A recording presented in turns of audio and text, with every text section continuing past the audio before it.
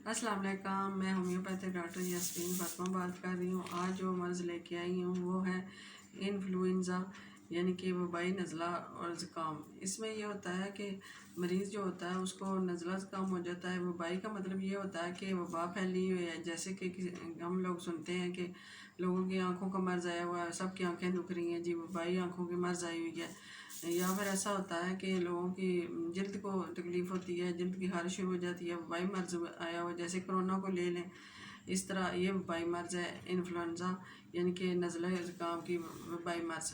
اس میں یہ ہوتا ہے اس کا موجود ایک جو ہے خودبینی کیڑا ہے۔ اس سے یہ ہوتا ہے کہ مریض کو گلا جو ہے دکھنا شروع ہو جاتا ہے اور بخار شروع ہو جاتا ہے، گلے کے دودھ جو سوج جاتے ہیں اور سرخ ہو جاتے ہیں، بخار ہوتا ہے، لرزہ دے کے بخار چڑھتا ہے، مریض بے چین ہوتا ہے، پیاس زیادہ لگتی ہے، نبض تیز چلنا شروع ہو جاتی ہے۔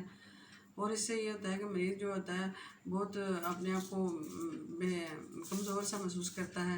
اس میں یہ ہوتا ہے کہ اگر مریض کو جو ہے مرض کو صحیح طور پر نہ اس کا علاج کیا جائے تو یہ جو ہے نمونیا کا بھی مرض اختیار کر لیتا ہے۔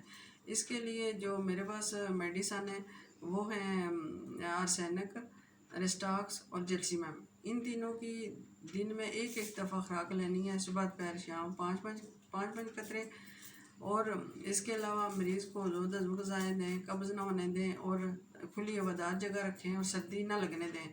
اور اس کے علاوہ مریض کو اس کی خواہش کے مطابق مائعات دیں اور چہل قدمی مریض کریں، اور انشاءاللہ تعالیٰ اس سے فاقہ ہوگا۔ آئندہ پھر ملیں گے۔ خدا حافظ۔